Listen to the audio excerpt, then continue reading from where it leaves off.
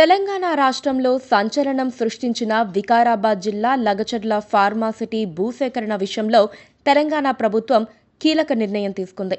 Lagacharla pharma city భూసేకరణకు సంబంధించిన నోటిఫికేషన్ను ప్రభుత్వం శుక్రవారం రద్దు చేసింది.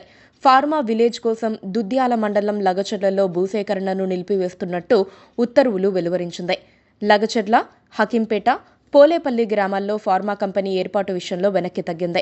కాంగ్రెస్ ప్రభుత్వం అంటేనే ప్రజాప్రభుత్వం అని, ప్రజలకు వ్యతిరేకమైన నిర్ణయాన్ని తమ ప్రభుత్వం విరమించుకుంటుందని, టెక్స్టైల్ పరిశ్రమలకు ప్రాధాన్యత ఇవ్వనున్నట్టు పేర్కొంది. మళ్లీ కొత్తగా ఇండస్ట్రియల్ కారిడార్ ఏర్పాటు కోసం భూసేకరణకు నోటిఫికేషన్ ఇవ్వాలని నిర్ణయించింది. ఇండస్ట్రియల్ పార్క్ పేరుతో కొత్త నోటిఫికేషన్ విడుదల చేయనుంది. భూసేకరణ చట్టం 2013లోని సెక్షన్ 93 ప్రకారం నోటిఫికేషన్ ఉపసంహరించుకున్నట్టు ప్రభుత్వం పేర్కొంది. గ్రామాలలో ప్రజల అభిప్రాయ సేకరణ తర్వాత భూసేకరణ రద్దు చేసినట్లు జిల్లా కలెక్టర్ ప్రతీక్ జైన్ ప్రకటన చేశారు. ఆయా గ్రామాల ప్రజల నుంచి తీవ్ర వ్యతిరేకత రావడంతో రేవంత్ ప్రభుత్వం ఈ నిర్ణయం తీసుకుంది. లగచర్లలో భూసేకరణ కోసం రైతులతో మాట్లాడేందుకు ఈ నెల 11న అక్కడకు వెళ్లిన వికారాబాద్ జిల్లా కలెక్టర్ ప్రతీక్ జైన్ అధికారులపై పలువురు దాడి చేయడం రాష్ట్ర వ్యాప్తంగా తీవ్ర కలకలం రేపింది. కడా ప్రత్యేక అధికారి వెంకట్రెడ్డి ఈ దాడిలో తీవ్రంగా గాయపడ్డారు. కలెక్టర్ సహా ఇతర అధికారుల వాహనాలు ధ్వంసమయ్యాయి. ఘటనపై ప్రభుత్వం ఆగ్రహం వ్యక్తం చేయగా వీడియోలో ఆధారంగా పోలీసులు నిందితులను గుర్తించారు.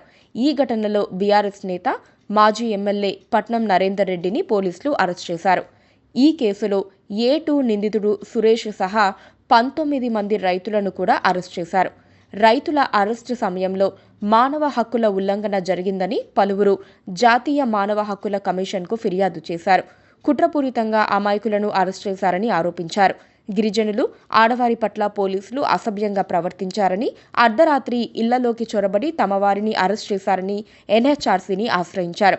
దీంతో 8 మంది సభ్యులతో జాతీయ మానవ హక్కుల సంఘం ఓ బృందాన్ని పంపి పూర్తి విచారణ చేపట్టింది. Please do subscribe to Please do subscribe to Please do subscribe to Please do subscribe to Please do subscribe to Please do subscribe to KTV Telugu. KTV Telugu. KTV Telugu. KTV Telugu. KTV Telugu. KTV Telugu. Please do subscribe to KTV Telugu.